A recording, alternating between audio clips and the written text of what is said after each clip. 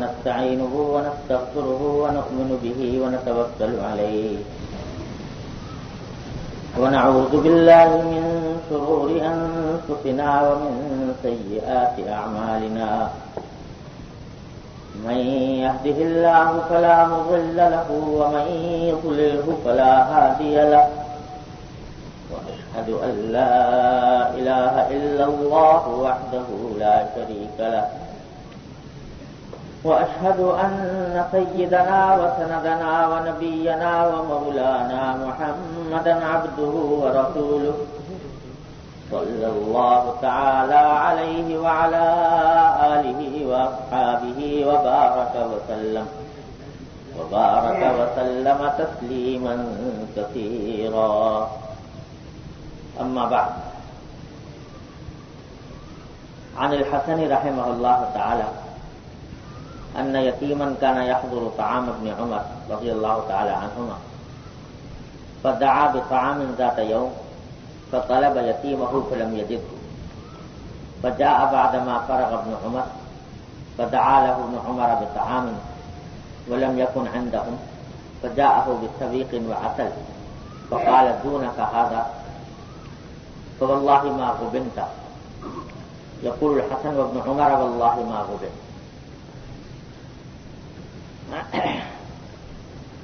یہ حضرت حسن بصری رحمۃ اللہ علیہ جو تابعین میں سے ہیں اور بڑے درجے کے اولیاء اللہ میں سے ہیں، وہ روایت فرماتے ہیں کہ عبداللہ ابن عمر رضی اللہ تعالی عنہما جو حضرت عمر کے صاحبزادے ہیں، ان کا معمول یہ تھا کہ ان کے ہر کھانے میں کوئی نہ کوئی ایک یتیم شامل ہوتا تھا.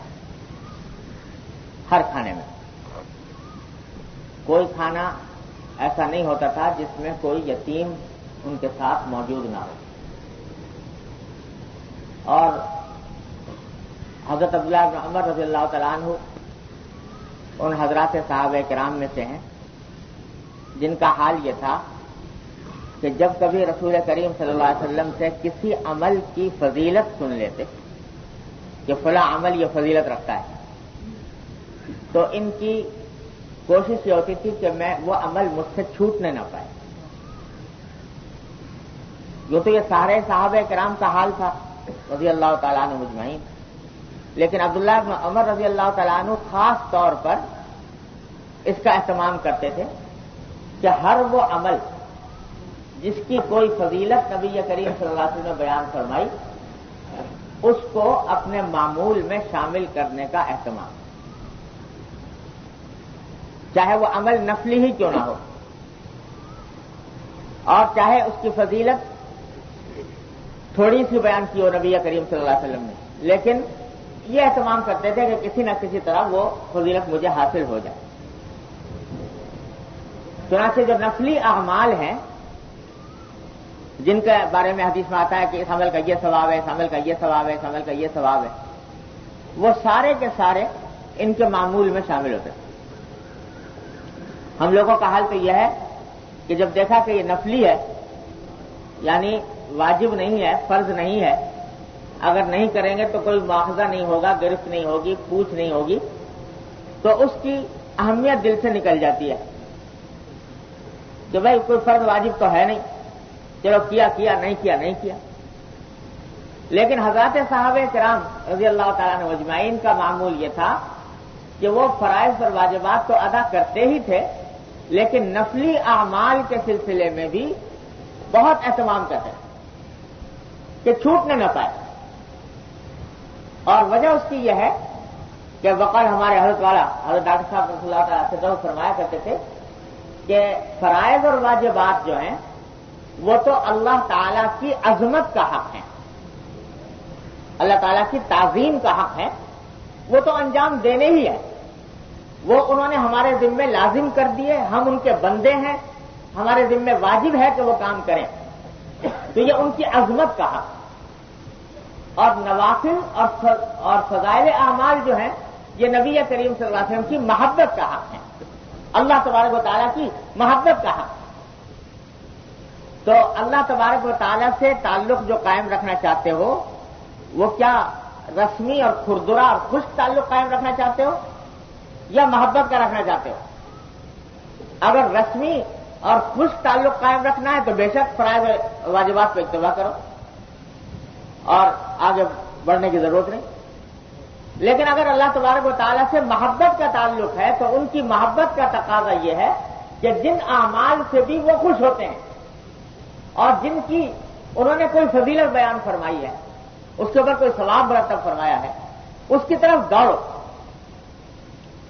قرآن کریم میں باری تعالیٰ فرماتے ہیں کہ سارعوا الی جنۃ عرضها السماوات سارعوا الی مغفرۃ من ربکم وجنۃ عرضها السماوات والارض، کہ دوڑ کر جاؤ اللہ تبارک و تعالیٰ کی مغفرت کی طرف، یعنی ان اعمال کی طرف جو اللہ تعالیٰ کی مغفرت کا موجب بنے، اور اس جنت کی طرف جس کی چوڑائی آسمان و زمین سے کہیں زیادہ ہے.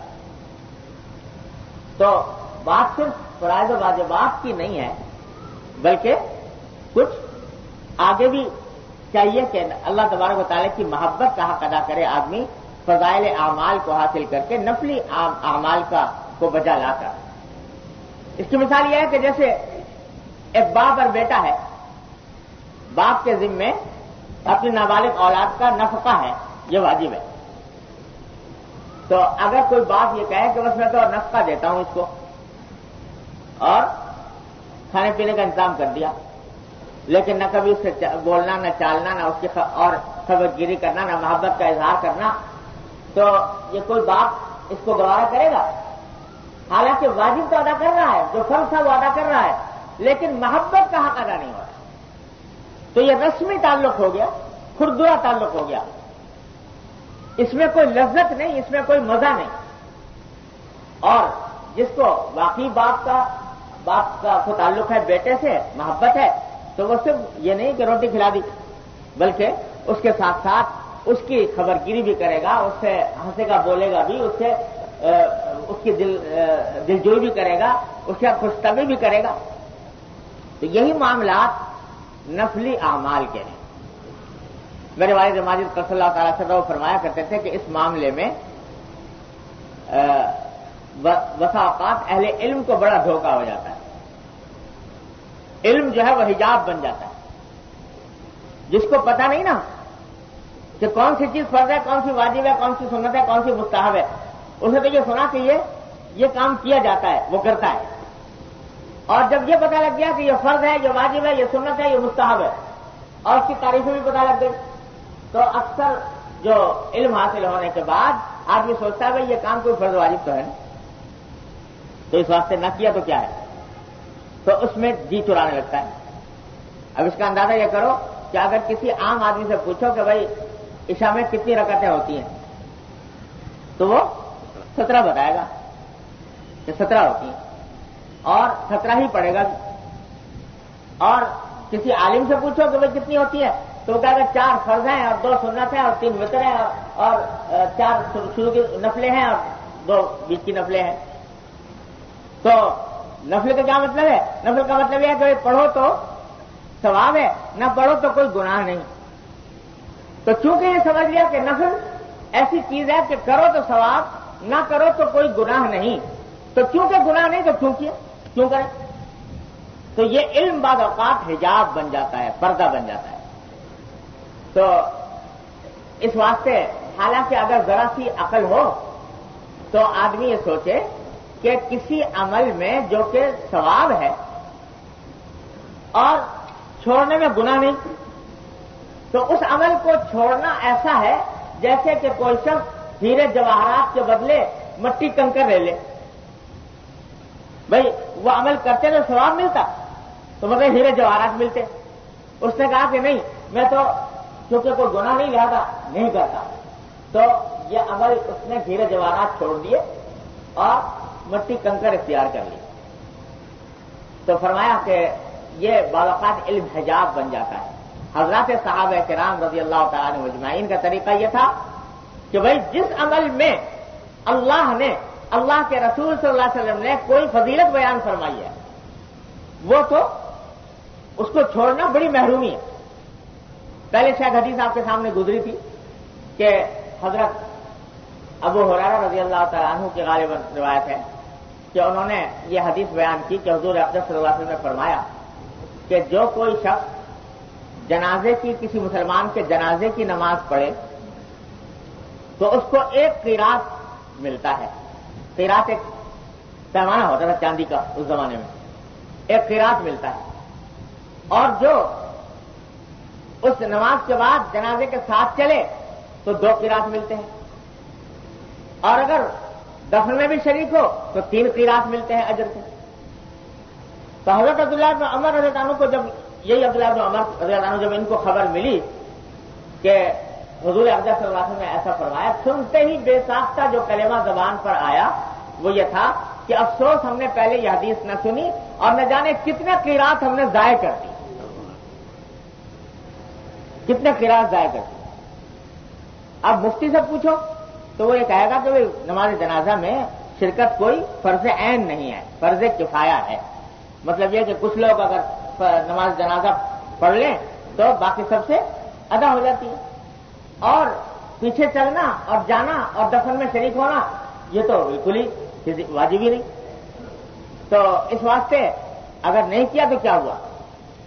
لیکن عبداللہ بن عمر یہ حضرات جانتے ہیں ہر عمل کی حقیقت کو, اس کے الدین کی حقیقت کو, تو اس واسطے فرماتے ہیں کہ افسوس کہ اس سے پہلے یہ حدیث نہ سنی, اتنے سارے قیراط ہم نے ضائع کر دی.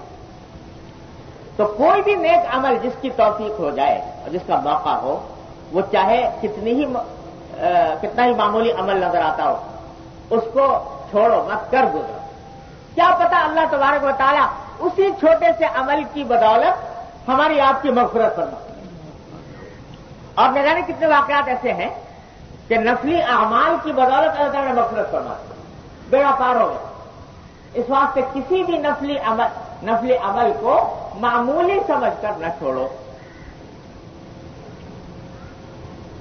ایک مرتبہ اذان ہو رہی تھی تو ایک اذان ہو رہی تھی, ایک تھا باتیں کر رہے تھے, تو کسی نے کہا کہ حضرت اذان ہو رہی ہے. مطلب یہ کہ جواب دینا چاہیے اذان کے الفاظ کا, اللہ اکبر اللہ اکبر, جو الفاظ مؤذن کہے وہی الفاظ دہرانے چاہیے, سوائے حی علی الصلاۃ حی علی الفلاح کہ وہاں لا حول ولا قوت الا باللہ کہا جاتا ہے.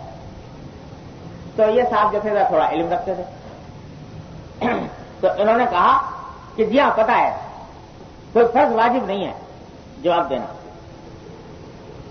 تو بات تو ٹھیک کہی کہ واقعی فرض واجب نہیں ہے, لیکن فرض واجب نہ ہونے کا مطلب یہ سمجھنا کہ یہ عمل کرنے کے لائق ہی نہیں اور اس کا کوئی اہتمام ہی نہیں, یہ بڑی بڑی بات ہے. یہ سنت ہے نبی کریم سرور دو عالم صلی اللہ علیہ وسلم, اور سنت کی وجہ سے یہ قابل اہتمام ہے. تو یہ جتنے نفلی اعمال ہوتے ہیں, فضائل والے اعمال ہوتے ہیں, یہ سب ایسے ہیں کہ ان کی جتنا آدمی کو موقع ملے تو کوشش کر کے اس کو اپنی زندگی میں آدمی داخل کرے, اس کو چھوڑے نہیں. یہ معمولی سمجھتے.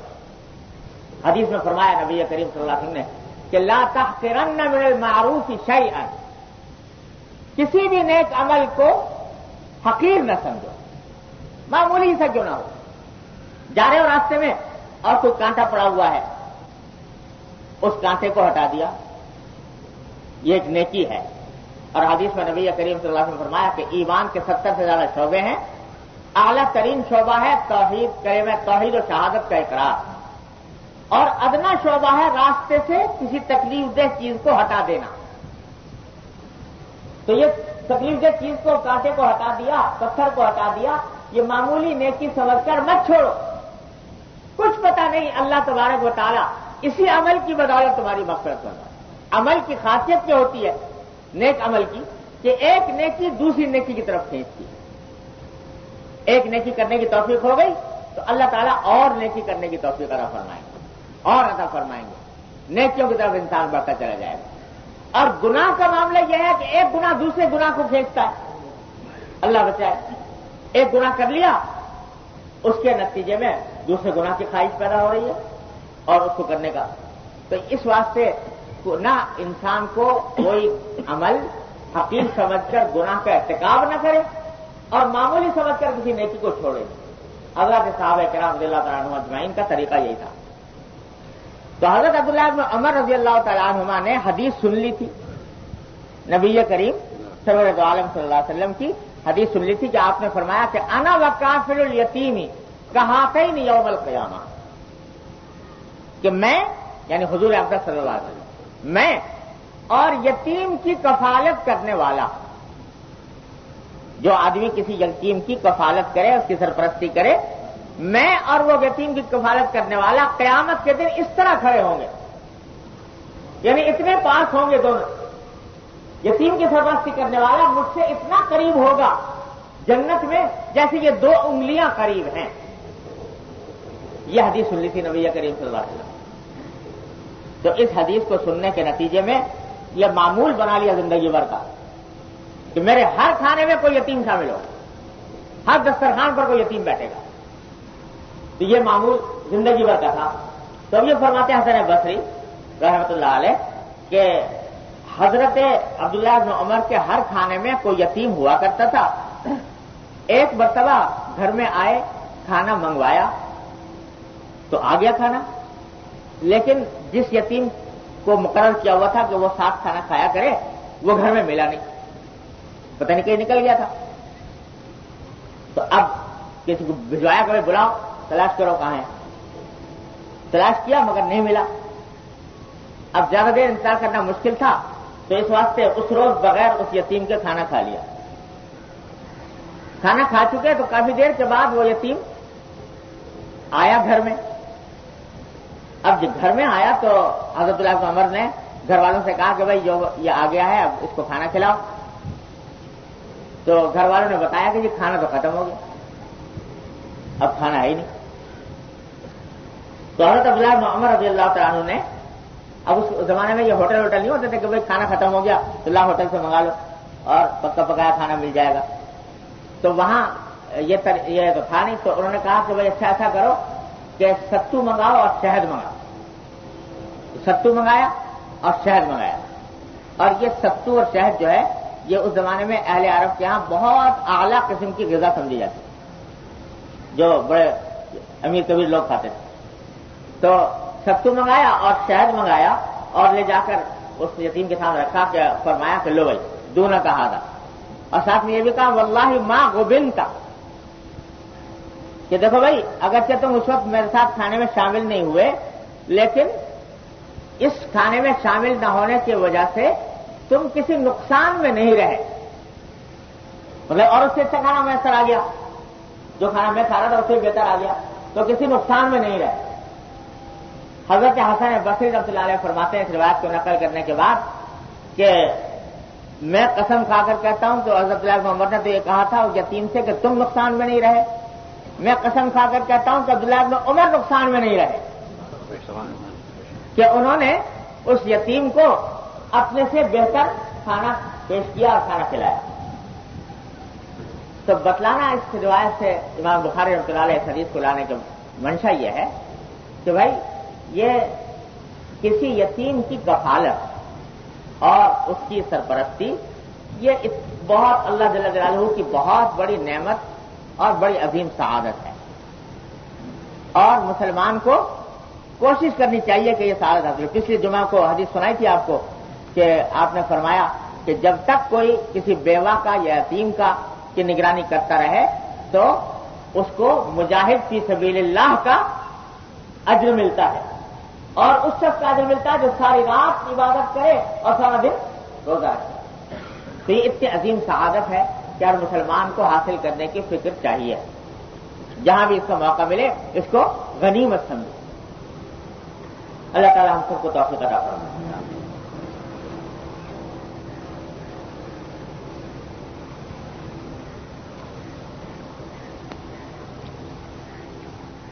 دوسری حدیث حضرت ابو ہریرہ رضی اللہ تعالیٰ عنہ کی ہے.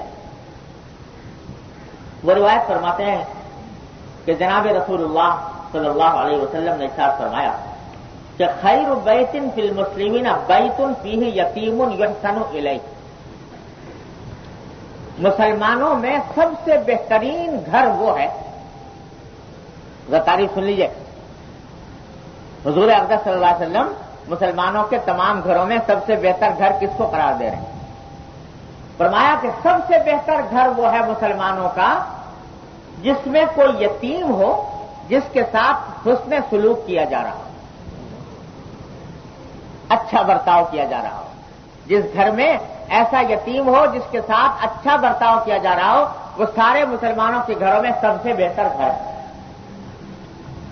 اور فرمایا کہ مسلمانوں کے گھروں میں سب سے برا، سب سے بدتر گھر وہ ہے جس میں کوئی یتیم ہو جس کے ساتھ بدسلوکی کی جا رہی ہے۔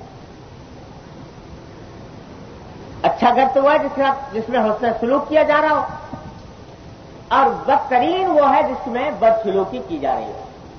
یعنی اگر اچھائی نہیں کر پاتا کوئی یتیم کے ساتھ تو کم از کم برائی تو نہ کرے، بدسلوکی تو نہ کرے۔ تو بدسلوکی ویسی ہی بری بات ہے کسی بھی مسلمان کے ساتھ، لیکن اگر وہ شخص یتیم ہو جس کے ساتھ بدسلوکی کی جا رہی ہے تو اس سے بڑا وبال کوئی نہیں۔ قرآن کریم نے سورہ نساء کے اندر تقریباً پورا رکوع یتیموں کے احکام میں بیان فرمایا۔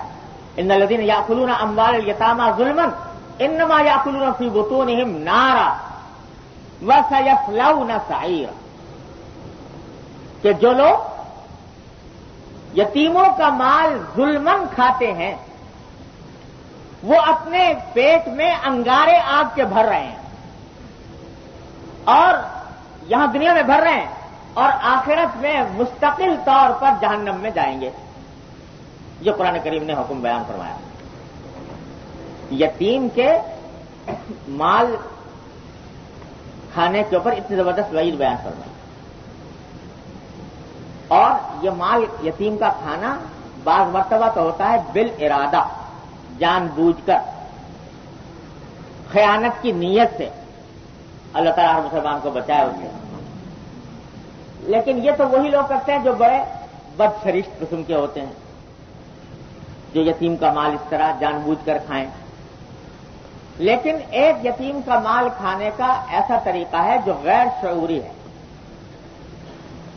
ناواقفیت کی وجہ سے، اللہ بچائے اس میں بھی انسان مبتلا ہو جاتا ہے۔ اور ہمارے معاشرے میں یہ دوسری قسم جو ہے یہ بہت ہی زیادہ ہے۔ کیوں؟ آپ کو اس کی مثال دوں۔ ایک شخص کا انتقال ہو گیا، اس نے نابالغ اولاد بھی چھوڑی اور بالغ اولاد بھی ہے، نابالغ اور بالغ دونوں طرح کی اولاد ہے۔ اب ہمارے معاشرے کے اندر یہ بڑا بلا عام ہے کہ کسی شخص کے انتقال کے بعد اس کا ترکہ میراث تقسیم ہی نہیں کرتے۔ کس کا کیا حصہ بنا اس کی تقسیم ہی نہیں کرتے۔ نتیجہ یہ کہ جو بڑا بھائی ہے وہ اپنا ترکے میں تصرف کر رہا ہے، نہ کوئی حساب ہے، نہ کتاب ہے، نہ کوئی تقسیم ہے، اور کاروبار اگر باپ کا ورثے میں ملا ہے تو بس وہ لے کے چل رہا ہے اس کو بغیر کسی حساب و کتاب کے۔ تو اب یہ جو کر رہا ہے یہ کام بغیر تقسیم کے، اس مال کے اندر یتیموں کا حق شامل ہے۔ جو نابالغ بھائی ہے وہ کیا ہے؟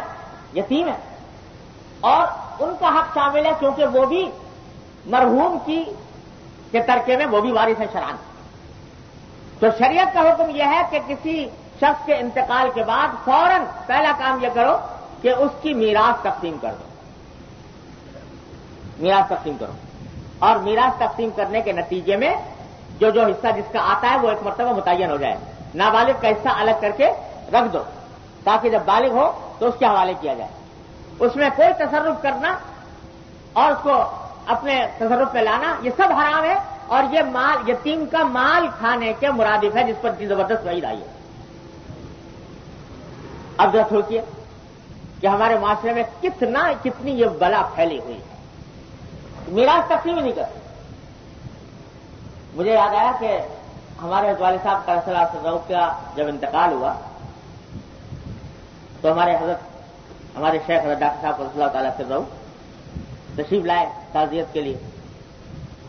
تو کیونکہ حضرت والد صاحب رحمۃ اللہ علیہ سے ان کو بڑا گہرا تعلق تھا تو حضرت کے اوپر بھی بہت ہی زیادہ اثر تھا وفات کا, اور اس کی طبیعت بھی یعنی کمزور تھی. تو ایسا محسوس ہو رہا تھا جیسے کہ بہت ہی طبیعت میں اضمحلال اور انحطاط معلوم ہو رہا تھا اس صدمے کی وجہ سے. تو ہم نے دیکھا کہ حضرت کی طبیعت پر زیادہ اثر ہے تو گھر سے خمیرہ رکھا ہوا تھا, وہ لے کر آئے, حضرت کی خدمت میں پیش کیا خمیرہ کھانے. تو حضرت نے فرمایا کہ بھائی یہ جو تم خمیرہ لے کے آئے ہو یہ کیا حضرت کا تھا, حضرت مفتی صاحب کا تھا؟ ہم نے کہا جی ہاں. کہا کہ یہ سب تمہیں پیش کرنے کا حق ہی نہیں, کیونکہ یہ تو اب سارے ورثہ کی مشترک ملکیت ہو گیا یہ خمیرہ. کیونکہ جب کسی کا انتقال ہوتا ہے تو اس کی ایک ایک سوئی میں چھوٹے سے چھوٹی ملکیت میں سارے ورثہ شریک ہو جاتے ہیں. تو اس واسطے اس میں اور سارے ورثہ کا حق ہے, تم یہ اپنے اختیار سے کیسے لے آئے؟ اس صدمے کے عالم میں اور اس پریشانی کے عالم میں بھی یہ بات مستحضر ہے کہ کہیں ایسا نہ ہو کہ یہ غلط استعمال ہو جائے. جب ہم نے عرض کیا کہ حضرت والد صاحب تعالیٰ کے سارے ورثہ الحمدللہ بالغ ہیں اور سب یہاں موجود ہیں اور سب اس بات کو سے خوش ہیں کہ حضرت کی خدمت میں اگر پیش کر دیا جائے تو کسی کو کوئی اعتراض نہیں, تب حضرت نے وہ تناول کر.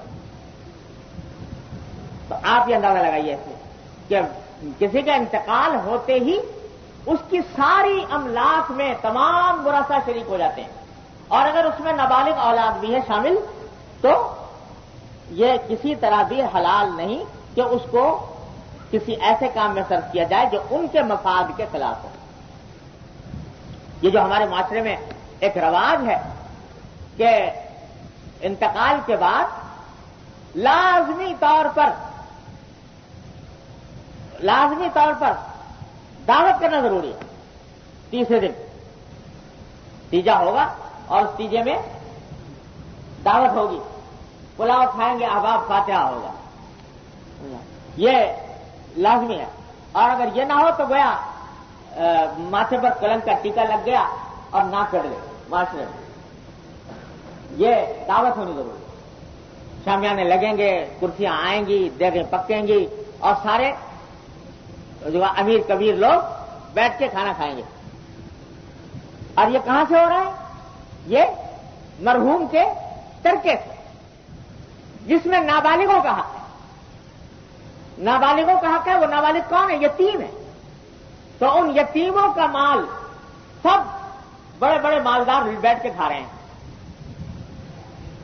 آپ اندازہ لگائیے کیا جواز ہے اس کا کہ اس ترکے کے اندر جس میں نابالغ یتیموں کا حق شامل ہے وہ سب بڑے بڑے مالدار دولت مند لوگ بیٹھ کے وہ دعوتیں اڑا کے چلے جائیں.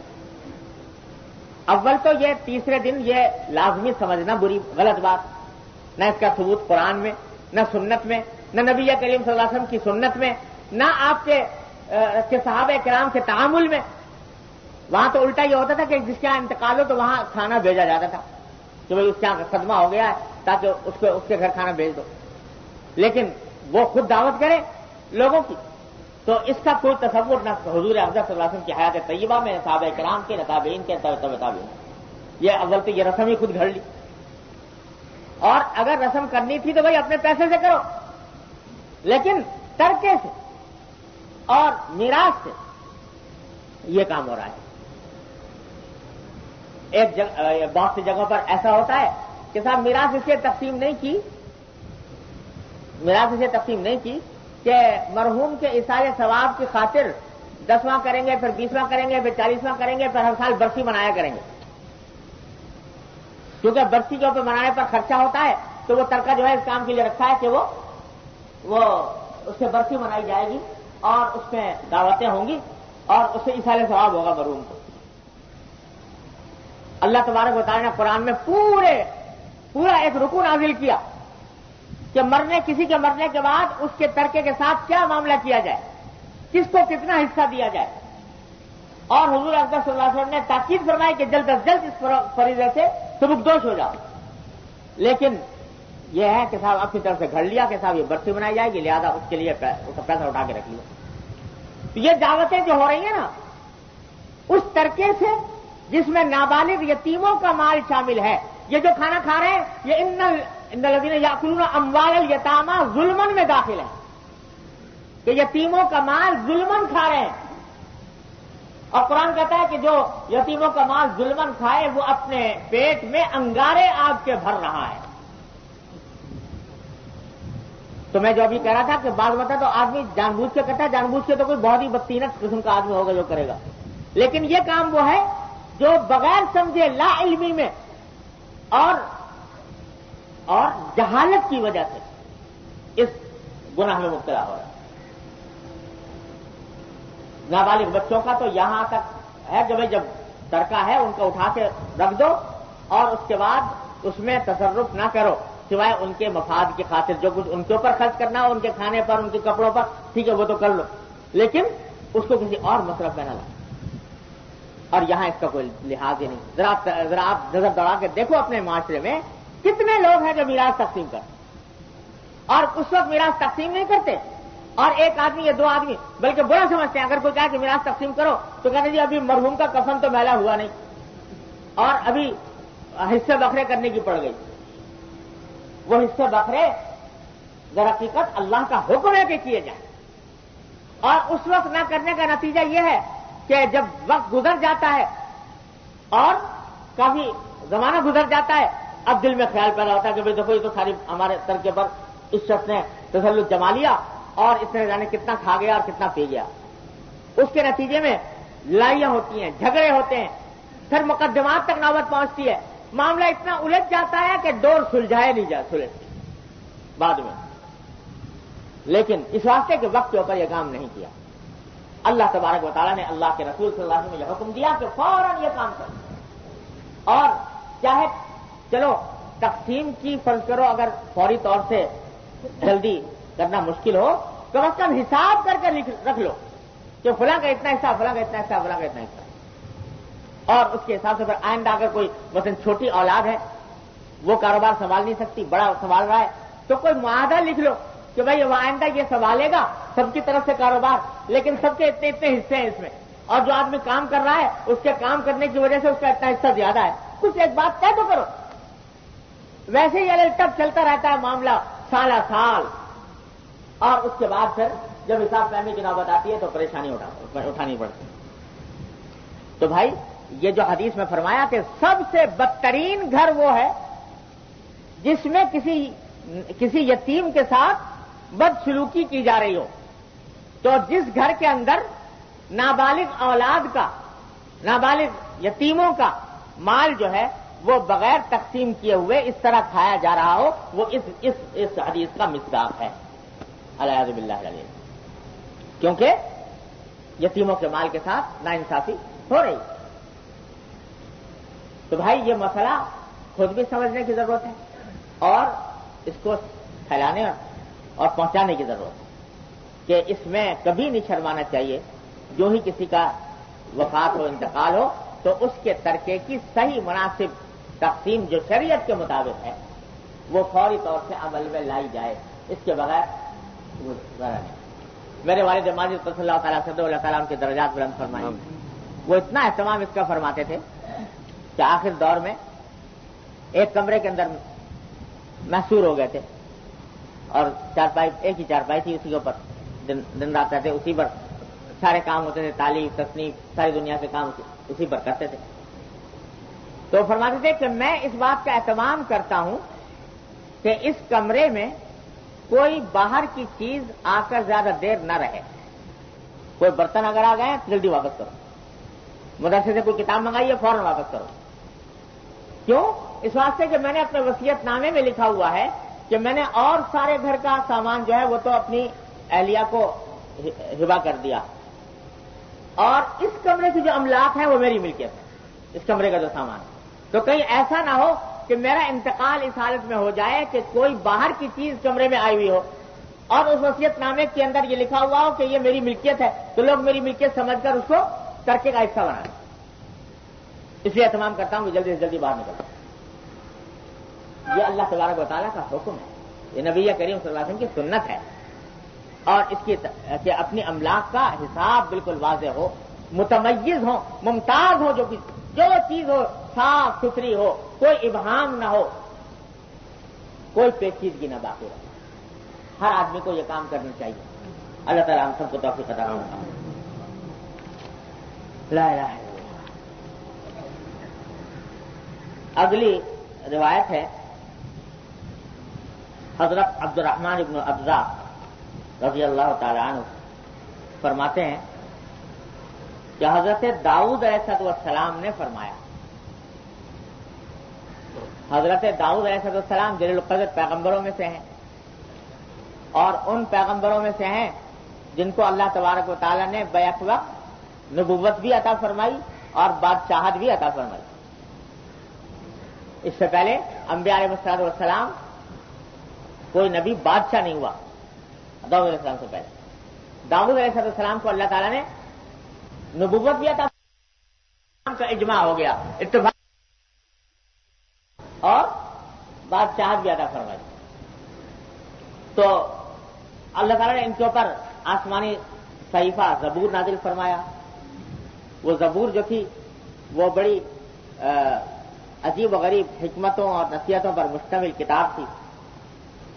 تو ان حضرات کی جو تعلیمات ہیں بڑی حد تک تو وہ مٹ گئی, موجود نہیں, لیکن بعض تعلیمات ایسی ہیں جو خود حضور اقدس صلی اللہ علیہ وسلم کے ذریعے ہم تک پہنچی.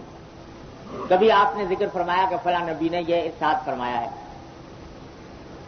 تو اب زبور, ویسے زبور کے نام سے کتاب اب بھی ہے, بائبل کا ایک حصہ ہے, اور اس میں بعض جگہ محسوس ہوتا ہے کہ واقعی شاید اس میں ہو زبور کا حصہ موجود ہو, لیکن اس میں تعریفات ہو گئی بہت کچھ. یہودیوں نے, عیسائیوں نے اس میں کیا کچھ ملا ملو دیا, تو اس کی وجہ سے اس کا کچھ بھروسہ نہیں. لیکن جو اقوال ان انبیاء علیہ السلام کے حضور اقدس صلی اللہ علیہ وسلم کی معرفت ہم تک پہنچے تو وہ سچے ہیں اور قابل اعتماد ہیں, ان کے اوپر بھروسہ کیا جا سکتا ہے. تو کبھی کبھی حضرت صلی اللہ علیہ وسلم اپنے سے پچھلے انبیاء علیہ السلام کے اقوال بھی بیان فرما دیا کرتے تھے, اور ان سے سننے والے صحابہ کرام تابعین جو ہے وہ دوسروں تک پہنچاتے تھے. تو یہاں پر بھی حضرت داؤد علیہ السلام کا ایک ارشاد نقل کیا عبد الرحمن بن ابزا رحمۃ اللہ علیہ نے, اور ان کی جو زبور تھی حضرت داؤد علیہ السلام کی, وہ زیادہ تر اللہ تعالیٰ کی حمد و ثنا, تقدیس اور نصیحت کے کلمات, حکمت کے کلمات, ان چیزوں پر مشتمل تھی. اللہ تبارک و تعالیٰ نے حضرت داؤد علیہ السلام کو خوش الہامی اتنی عطا فرمائی تھی کہ جب زبور کی تلاوت فرماتے تھے, خوش الہانی سے تلاوت فرماتے تھے زبور کی, تو آپ کے ساتھ پہاڑ اور پرندے تک اس زبور کی تلاوت میں شامل ہو جاتے تھے. قرآن کریم میں اس کا ذکر ہے کہ جب وہ ذکر کرتے تھے, تسبیح کرتے تھے اور زبور پڑھتے تھے تو یہ بھی شامل ہو جاتے ان کے ساتھ ذکر میں. اور ایک حدیث میں آتا ہے کہ نبی کریم صلی اللہ علیہ وسلم نے ارشاد فرمایا کہ بعض اوقات ایسا ہوتا تھا کہ حضرت داؤد علیہ السلام گھوڑے پر سوار ہو رہے ہیں, تو ایک پاؤں رکاب میں رکھا اور دوسرا پاؤں ابھی دوسری رکاب میں رکھنے کے لیے اوپر پوری طرح سوار نہیں ہوئے, تو رکاب میں پاؤں رکھتے وقت زبور کی تلاوت شروع کی, اور دوسرا پاؤں دوسرے رکاب میں جانے تک پوری زبور پڑھ لیتے, پوری زبور کی تلاوت کرتے. تو لوگ سوچتے ہیں کہ یعنی اگر ویسے دیکھیں آپ تو ایک رکاب سے دوسرے رکاب کی طرف جانے میں کتنا وقت لگتا ہے, شاید 1 منٹ بھی پورا نہ لگے, لیکن اس میں پوری زبور کی تلاوت فرما لیتے. تو لوگ یہ کہتے ہیں کہ بھئی کیسے ہو سکتا ہے, تو معجزہ تو خیر ہے ہی داؤد علیہ السلام کا, لیکن اللہ تبارک و تعالیٰ نے یہ وقت جو چیز بنائی ہے نا, یہ ایسی ہے کہ حضرت مولانا محمد قاسم صاحب نانوتوی رحمۃ اللہ فرماتے ہیں کہ اس وقت کا ایک طول ہوتا ہے, لمبائی, ایک عرض ہوتا ہے. ہمیں صرف طول نظر آتا ہے, عرض چوڑائی نظر نہیں آتی. ہم جو کام کرتے ہیں طول میں کرتے ہیں، تو طول میں کرنے کی وجہ سے وہ وقت زیادہ لگتا ہے اور عرض ہمیں نظر نہیں آتا. جو اللہ کے خاص بندے ہیں اللہ تبارک و تعالیٰ ان کو عرض میں کام کرنے کی توفیق عطا فرماتا ہے. عرض میں کام کرنے کی توفیق عطا فرماتا ہے. اب یہ جو آپ نے سنا ہوگا نا کہ حضور اقدس صلی اللہ علیہ وسلم معراج پر جب تشریف لے گئے تو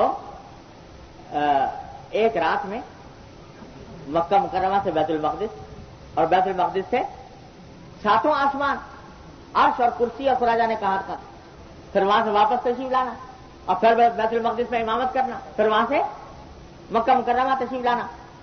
یہ سب نہ صرف یہ کہ ایک رات میں ہوا بلکہ بعض روایتوں میں یہ آتا ہے کہ جس جگہ آپ آرام فرما رہے تھے وہ بستر کی گرمی ابھی ختم نہیں ہوئی تھی کہ واپس نہیں ہوئی. تو یہ سارا پورے کائنات کا سفر طے کر لیا اتنی مختصر مدت میں. تو یہ معجزہ تو تھا ہی نبی کریم صلی اللہ علیہ وسلم کا، لیکن اس کی عقلی توجیہ محمد قاسم نانوتوی رضا نے فرمائی کہ یہ سارا عمل وقت کے عرض میں ہو رہا، چوڑائی میں ہو رہا. تو جب اللہ تبارک و تعالیٰ کسی شخص کے وقت میں برکت عطا فرماتے ہیں تو اس کو طول کے ساتھ ساتھ عرض بھی نصیب فرما دیتے. اب کتنے لوگ ہیں جنہوں نے ایک تھوڑے سے وقت میں اتنے بڑے، یہ تو انبیاء کرام کی بات ہے جو میں نے سنائی آپ کو. قرآن کریم کے ایک مفسر ہیں حافظ ابن جریر، محمد ابن جریر طبری رحمۃ اللہ علیہ، جن کی قرآن کریم کی تفسیر 30 جلدوں میں چھپی ہوئی ہے. لوگوں نے ان کی تصانیف بہت ساری ہیں، تصانیف کا اندازہ لگایا تو یہ بیٹھا کہ وہ ان کی ساری زندگی کے جتنے دن تھے ان پر ان کی تصانیف کے صفحات کو تقسیم کیا تو نتیجہ یہ نکلا کہ وہ روزانہ ان کی زندگی کے ہر روز میں 60 ورق کی تالیف روزانہ آتی ہے ایک دن میں. 60 ورق کے معنی ہوئے 120 صفحات. تو آج اگر کوئی 120 صفحات نقل کر کے لکھنا چاہے تو ایک دن میں نہیں لکھ سکتا، لیکن ان کی پوری زندگی کے ایک ایک دن کے اندر یہ اوسط بیٹھتا ہے. تو اللہ تبارک و تعالیٰ نے یہ برکت عطا فرما چھوڑے وقت میں زیادہ کام ہو جانے کی. تو یہ برکت حاصل ہوتی ہے جتنا اللہ جل جلالہ سے قرب ہوگا، جتنا اللہ جل جلالہ سے رشتہ قوی ہوگا، تعلق قوی ہوگا، اتنے ہی اوقات میں برکت ہوگی. آج ہم لوگ کہتے ہیں نا ہمیں ٹائم ہی نہیں ملتا ہے جی، ہر آدمی کو یہ شکایت ہے کہ مجھے ٹائم نہیں ملتا، بڑا کام کرنے کا ٹائم نہیں ملتا. ٹائم اسے نہیں ملتا کہ وقت میں برکت نہیں. ورنہ حساب کر کے دیکھو کہ 24 گھنٹے جو ہیں ان میں سے چلو 6 گھنٹے نکال دیے نیند کے، 7 گھنٹے نکال دیے، 8 گھنٹے نکال دیے، 2 گھنٹے کھانے پینے کے نکال دیے، 10 گھنٹے، باقی کتنے بچے؟ 14 گھنٹے. یہ 14 گھنٹے کہاں گئے؟ اس کے حساب کر کے اگر دیکھو تو پتہ چلے کہ کتنا وقت ہم لوگ ضائع کر رہے ہیں. لیکن جب اللہ تبارک و تعالیٰ توفیق عطا فرما دے اس حقیقت کے ادراک کی کہ زندگی کا ایک ایک لمحہ اللہ جل جلالہ کی طرف سے امانت اور اس کو ٹھیک خرچ کرنا ہے، صحیح مصرف میں خرچ کرنا ہے، تو پھر اللہ تعالیٰ اوقات میں برکت عطا فرماتے ہیں. تو تھوڑے وقت میں اللہ تعالیٰ زیادہ کام لے لیتے ہیں. تجربہ ہے یہ. تو داؤد علیہ السلام کے لیے اللہ تعالیٰ نے یہ کام آسان فرما دیا تھا. ان کا مقولہ بیان فرماتے، چند نصیحتیں فرمائیں. پہلی نصیحت فرمائی کہ کن للیتیم کالاب الرحیم، یتیم کے لیے ایسے ہو جاؤ جیسے کہ کوئی رحم دل باپ. یتیم کے ساتھ ایسا معاملہ کرو جیسا کہ رحم دل باپ اپنے بیٹے کے ساتھ معاملہ کرو.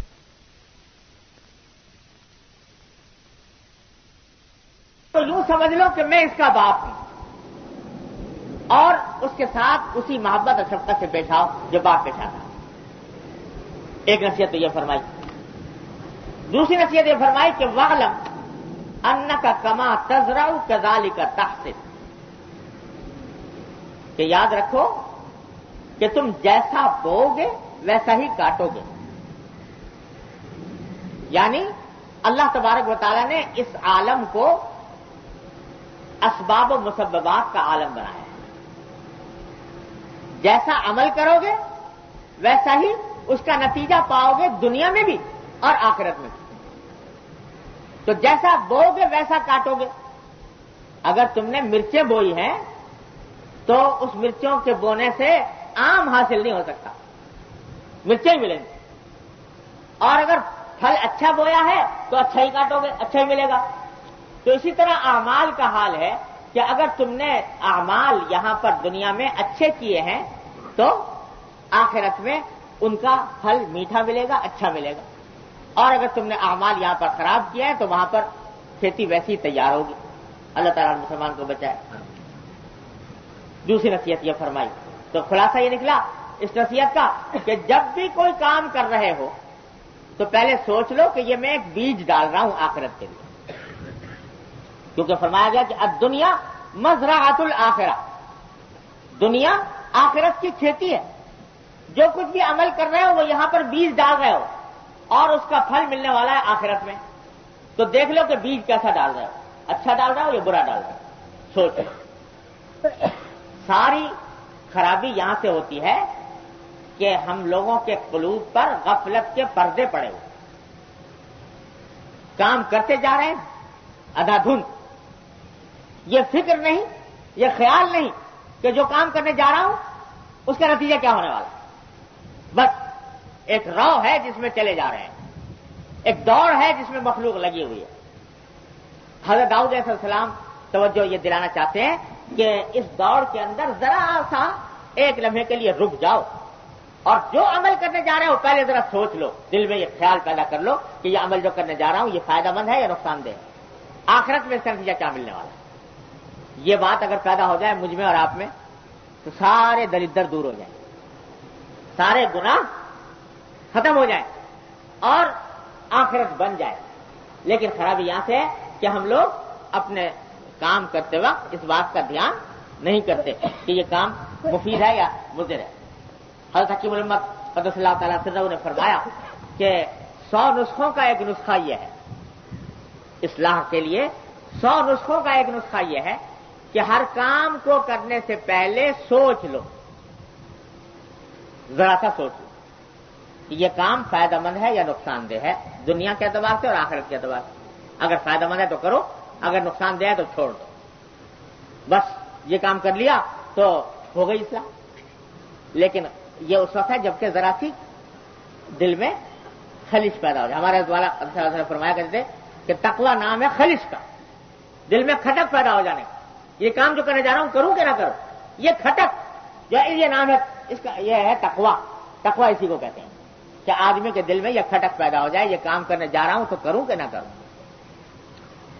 یہی تعلیم ہے داؤد علیہ السلام کی۔ تیسری بات جو فرمایا ما اقبح الفقر بعد الغنى، کہ مالدار ہونے کے بعد اگر کسی آدمی پر مفلسی طاری ہو جائے تو کتنی بری بات ہے۔ یعنی مفلسی ویسے بھی کوئی اچھی بات نہیں ہے، لیکن اگر کوئی شروع ہی سے مفلس ہے، پیسے نہیں اس کے پاس، فقر و فاقے میں مبتلا ہے، تو رفتہ رفتہ عادی ہو جاتا ہے اس زندگی کا، فقر و فاقے کی زندگی کا۔ لیکن اگر ایک آدمی ہے بڑا مالدار اور مالدار ہونے کے بعد اس کے حالات میں تبدیلی آ گئی، العیاذ باللہ، مالدار تھا تو پلا بڑھا تھا ناز و نعم میں اور عیش و آرام میں، اس کے بعد وہ سارا مال دولت جاتا رہا اور فقیر اور مفلس اور قلاش ہو گیا، تو اب اس کو جو فقر و فاقے کی تکلیف ہوگی وہ کہیں زیادہ ہوگی اس شخص کے مقابلے میں جو شروع سے واقع تھا۔ اسی واسطے حدیث میں نبی کریم صلی اللہ علیہ وسلم نے جو دعائیں تلقین فرمائی ہیں ان میں سے ایک دعا یہ ہے کہ اللہم انی اعوذ بک من الحور بعد الکور، کہ اللہ میں اس حالت سے پناہ مانگتا ہوں کہ اچھی حالت سے میں بری حالت کی طرف پلٹ جاؤں، خوشحالی سے فقر و فاقے کی طرف پلٹ جاؤں۔ اور یہ بات عقل میں تو آتی ہی ہے، تجربے سے آپ دیکھ لیجیے کتنے بعض لوگ ایسے ہوتے ہیں کہ جن کو اللہ تعالیٰ نے کسی زمانے میں بہت کچھ دیا تھا، بعد میں قلاش مفلس ہو گئے، تو ان کی حالت اور ان کی زندگی جو ہے وہ انتہائی ابتر ہوتی ہے ان لوگوں کے مقابلے میں جن کو شروع سے فقر و فاقے کی نوبت آئی ہے. ایسے بہت سے لوگ ہماری نگاہوں سے بھی گزرے ہیں, اللہ بچائے. اللہ بچائے. آدمی کو کبھی کسی بات پر ناز نہ کرنا چاہیے کہ اگر اس وقت آج دولت ملی ہوئی ہے تو اس دولت پر ناز کر کے آدمی بیٹھ جائے, کبھی نہ. بعض اوقات اللہ تعالیٰ اس طرح مت الٹی کر دیتے ہیں کہ ساری دولت اور سارا کمایا ہوا روپیہ آن کی آن میں ختم ہو جاتا.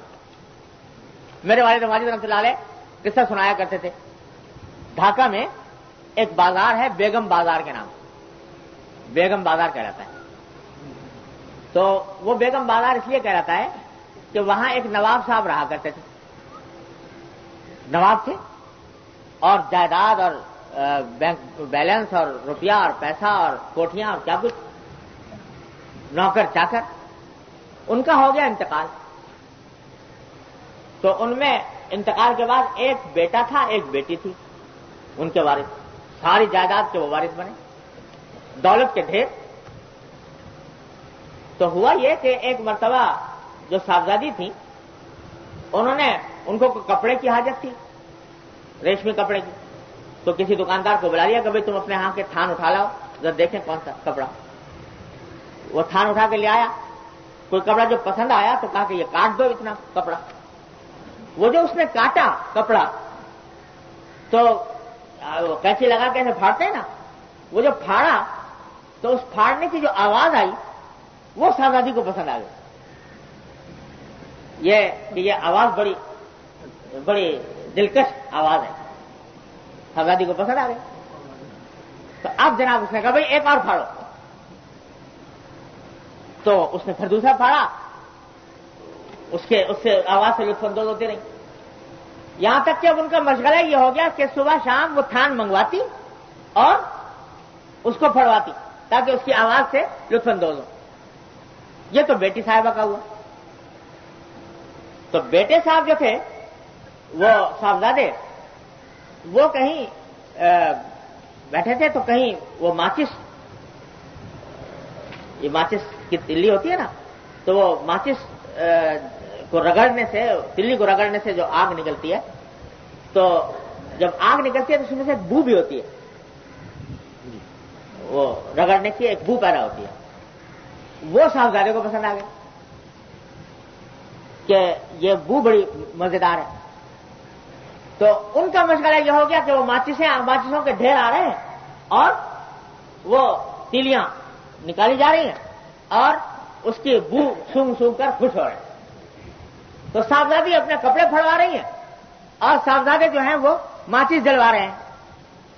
تو ساری دولت اسی میں ضائع ہو گئی. اور بعد میں یہ دونوں بہن بھائی جو ہیں وہ اس بیگم بازار میں بھیک مانگا کرتے ہیں. اس وجہ سے اس کا نام بیگم بازار ہے, بھیک مانگتے. تو اللہ تعالیٰ بچائے, اگر انسان کی عقل اوندھی ہو جائے, مت الٹی ہو جائے, تو دولت کے ڈھیر بھی لگے ہوئے ہوں تو آن کی آن میں ختم ہو جاتے ہیں. اللہ سے ہمیشہ پناہ مانگنا چاہیے, ہمیشہ پناہ مانگنی چاہیے کہ اللہ تعالیٰ مت الٹی ہونے سے بچائے, عقل اوندھی ہونے سے بچائے. اور حضور اقدس صلی اللہ علیہ وسلم یہ اسی واسطے دعا مانگتے تھے کہ اللہم انی اعوذ بک من الحور بعد الکور, میں برے انقلاب سے اللہ آپ کی پناہ مانگتا ہوں. تو اسی حضرت فرماتے ہیں حضرت داؤد علیہ السلام کہ ما اقبح الفقر بعد الغنا, مالدار ہونے کے بعد اگر فقر و فاقے کی نوبت آ جائے تو کتنی بری بات ہے.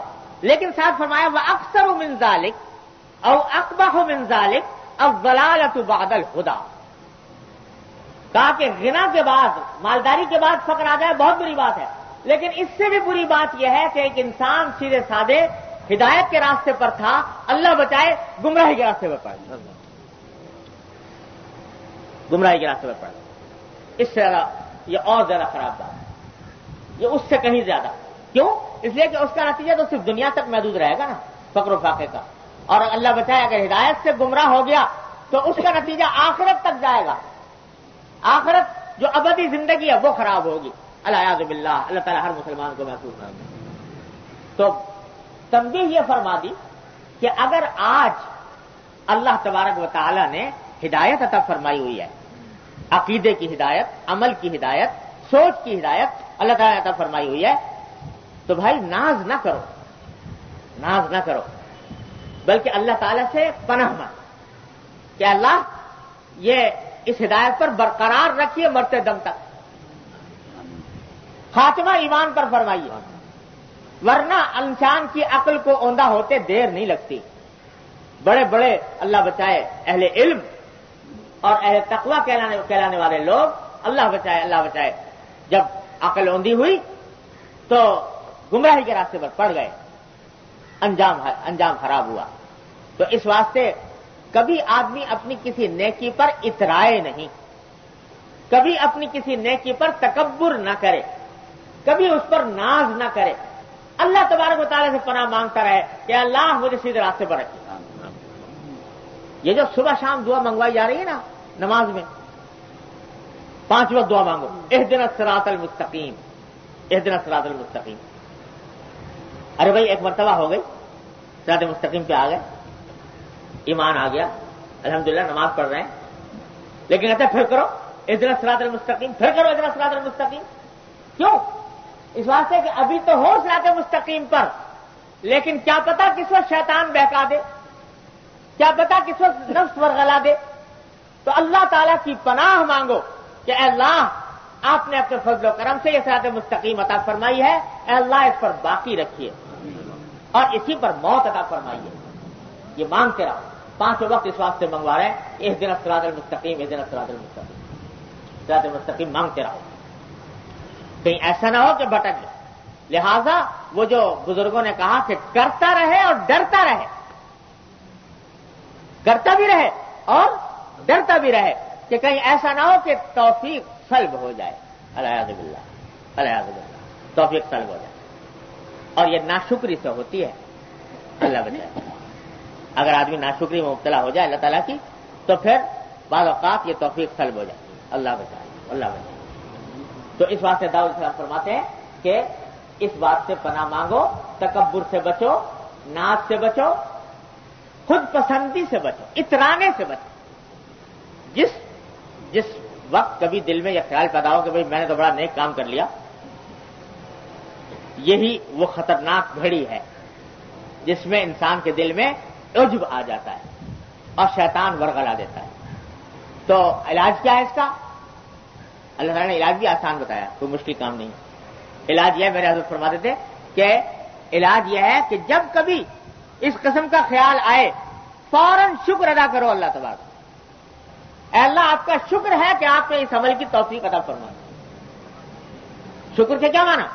شکر کے معنی یہ ہے کہ میں تو اس لائق تھا نہیں، لیکن اے اللہ آپ نے اپنے فضل و کرم سے مجھے اس عمل کی توفیق عطا فرما دی۔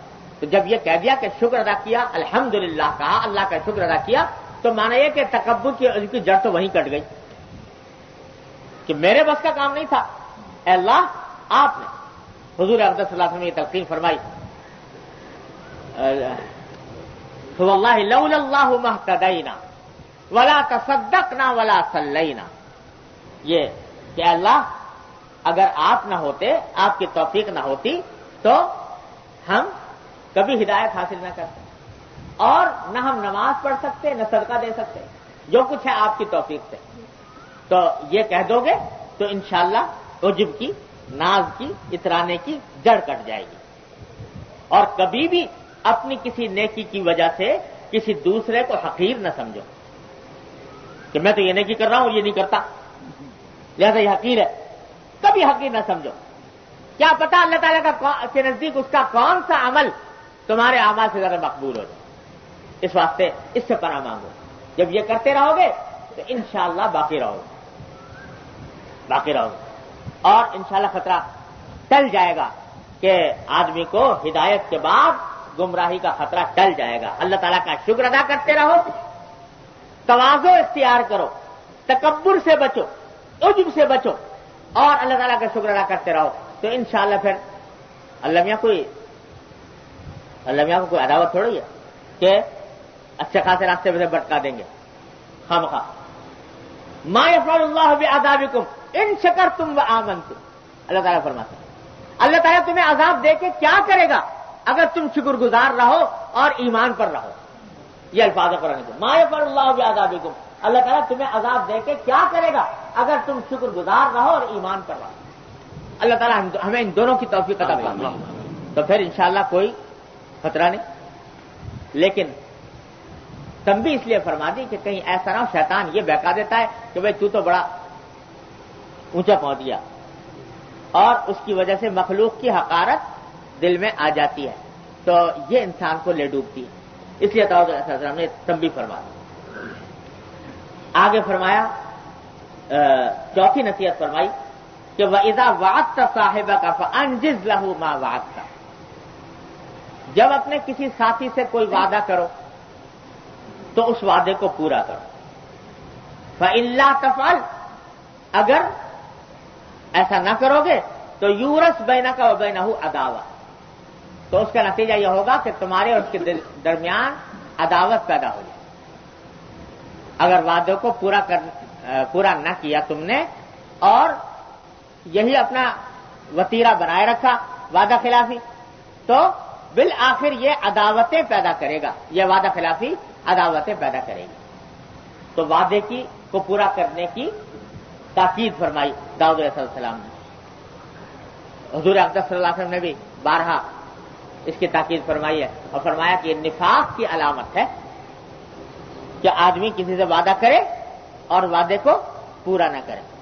یہاں تک کہ پہلے بھی آپ کو شاید سنایا ہوگا کہ ایک صحابی نے حضور اقدس صلی اللہ علیہ وسلم کے سامنے کسی بچے کو بلانے کے لیے اس سے کہا کہ آؤ بیٹا ہمارے پاس آ جاؤ، ہم تمہیں ایک چیز دیں گے۔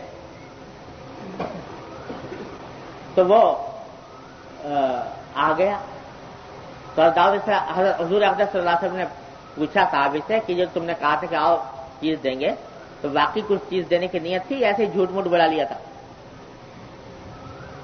انہوں نے کہا رسول اللہ میرے پاس ایک کھجور تھی، میرا دل چاہتا، میں سوچ رہا تھا کہ آ جائے گا تو کھجور دوں گا۔ تو آپ نے فرمایا کہ خیر اگر یہ بات ہے تو ٹھیک ہے، ورنہ اگر جھوٹ موٹ اس سے وعدہ کر لیتے اور پھر پورا نہ کرتے تو تم سے وعدہ خلافی کا گناہ ہوتا بچے کے ساتھ، اور وعدہ خلافی کا گناہ تو ہوتا ہی، ساتھ ساتھ یہ گناہ بھی ہوتا ہے کہ بچے کے دل میں تم نے یہ بات ڈال دی کہ وعدہ کر کے پورا نہ کرنا یہ کوئی بری بات نہیں۔ بچپن سے اس کا دماغ یہ سمجھ بیٹھتا کہ دیکھو میرا بڑا بھی ایسا کرتا ہے، تو وعدہ کیا چھوڑ دیا، تو وعدہ خلافی کی اہمیت اس کے دل سے بچپن سے آپ نے مٹا دی۔ تو اتنی تاکید حضور اقدس صلی اللہ علیہ وسلم نے فرمائی ہے، اللہ تعالیٰ ہم سب کو توفیق عطا فرمائے۔ آگے فرمایا وَتَعَوَّذْ بِاللَّهِ مِنْ صَاحِبٍ إِنْ ذَكَرْتَ لَمْ يُعِنْكَ وَإِنْ نَسِيتَ لَمْ يَذْكُرْكَ۔ آخری نصیحت یہ فرمائی کہ اللہ تبارک و تعالیٰ کی پناہ مانگو ایسے ساتھی سے یا ایسے دوست سے کہ جب تم اس کو یاد کرو تو وہ تمہاری کوئی مدد نہ کرے، اور اگر تم اس کو بھول جاؤ تو وہ کبھی تمہیں یاد نہ کرے۔ مطلب یہ کہ آج کی دنیا میں کیا شروع سے دوستی کے دعوے دار تو بہت ہوتے ہیں، دوستی کے دعوے دار تو بہت ہیں، لیکن کسی کو دوست نہ سمجھو اس وقت تک جب تک کہ آڑے وقتوں میں اس کا تم نے امتحان نہ کر لیا ہو، آزمائش نہ کر لی، کیونکہ جب تک حالات اچھے ہوں اس وقت تک تو 1000 آدمی آ جاتے ہیں دوست بننے کے لیے، لیکن دوست کا امتحان اس وقت ہوتا ہے جب کہ کوئی کڑا وقت پڑ جائے۔ تو داؤد صاحب فرماتے ہیں کہ ایسا آدمی کہ جب تم نے اس کو کوئی اپنا ذکر کیا اور بلایا تو وہ تمہاری مدد نہ کرے اور صاف انکار کر جائے، وہ شخص دوست بنانے کے لائق نہیں۔ ایسے دوست سے پناہ مانگو اللہ، اور جب دوست بناؤ تو یہ سوچ کر یہ دیکھ کر بناؤ کہ واقعی یہ دوست بنانے کے لائق ہے کہ نہیں۔ اللہ میرے والد ماجد صلی اللہ تعالیٰ سے اللہ تعالیٰ ان کے درجات بلند فرمائیں، وہ کبھی کبھی میرے بعض بھائیوں سے کہا کرتے تھے کہ ہمارے کچھ بھائی ایسے تھے جن کے دوست بہت سارے تھے، حلقہ احباب بڑا وسیع تھا، تو ان سے کہتے بھائی تمہیں اتنے سارے دوست مل گئے دنیا میں، ہر جگہ معلوم ہوا کہ یہ بھی دوست ہے وہ بھی دوست ہے وہ بھی دوست ہے، ہماری تو ساری عمر گزر گئی، ساری 60 سال ہماری عمر ہو گئی، ہماری ساری زندگی میں ہمیں تو 1.5 دوست ملا، ساری زندگی میں 1.5 دوست ملا، ایک پورا ایک آدھا، نام لے کے بتایا کرتے تھے کہ فلاں جو ہے وہ پورا ہے اور فلاں آدھا ہے. تو کہتے ہیں ساری زندگی میں ہمیں تو 1.5 دوست ملا، تمہارا حلقہ احباب اتنا وسیع ہو گیا کہ ہر شخص دوست ہے تمہارا. تو فرمایا کہ دوست جو ہے نا یہ ایسی چیز نہیں ہے کہ بس ایک ملاقات ہو گئی اور ملاقات کے نتیجے میں ذرا سے تعلقات قائم ہو گئے اور دوست بن گیا. دوست وہ ہے جو وقت پر کام آئے، جو تمہارا حقیقی معنی میں خیر خواہ ہو، تمہیں سیدھے راستے پر چلائے، برے راستے سے بچائے، وہ ہے دوست. اور اگر وہ ایسا دوست ہے کہ بھائی بس ذرا سا مزہ لیا اور جو ادھر سے وہ ادھر چلا گیا وہ ادھر چلا گیا، تو اس کی مثال حضرت صاحب فرمایا کرتے تھے کہ اس کی مثال ہے کہ یہ گدھا کھجاون ہے. گدھا کھجاون سمجھتے ہیں کہ جب دو گدھے ہوتے ہیں دونوں کے جسم پہ خارش ہوتی ہے تو کیا کرتے ہیں کہ دونوں کمر ملا کے آپس میں ایک دوسرے سے رگڑتے ہیں، تو اس رگڑنے کے نتیجے میں اس کی خارش بھی دور ہو رہی ہے، اس کی خارش بھی دور ہو رہی. تو فرماتے ہیں یہ جو لذتوں کی خاطر جو دوستیاں ہوتی ہیں یہ گدھا کھجاون ہے، یہ گدھا کھجاون ہے. اور حقیقت میں دوستی وہ ہے کہ جو خیر خواہی پر مبنی ہو، جس کا نتیجہ یہ ہو کہ ایک شخص دوسرے کے لیے ایثار کرے اور ایک شخص دوسرے کے کام آئے وقت پر، وہ تو ہے دوستی، ورنہ کوئی دوستی نہیں. اور حقیقت دوستی کی تو بیان فرما دی نبی کریم صلی اللہ علیہ وسلم نے. فرمایا کہ لو كنت متخذا خلیلا لاتخذت ابا بکر خلیلا. اگر اس دنیا میں کسی کو ایسا دوست بناتا تو ابو بکر کو بناتا رضی اللہ تعالیٰ عنہ. یعنی ایسا دوست کہ دوسروں سے بے نیاز کر دے، ایسا دوست اگر کسی کو بناتا تو ابو بکر کو بناتا. مطلب یہ کہ بنایا نہیں، اب بھی دوست تو ایک ہی ہے اور وہ ہے اللہ جل جلالہ. تو حضرت داؤد علیہ السلام نے اس جملے کے اندر یہ نصیحت فرما دی کہ بھائی دوست بنانے کے اندر دھیان کرو اور اللہ تبارک و تعالیٰ سے پناہ مانگو برے دوست سے، برے ساتھی سے. اللہ تعالیٰ ہم سب کو اپنی پناہ میں رکھے اور ان تمام اشارات پر عمل کرنے کی توفیق عطا فرمائے. اللهم صل على سيدنا مولانا محمد وعلى ال محمد كما صليت على ابراهيم وعلى ال ابراهيم انك حميد مجيد. ربنا ظلمنا انفسنا وان لم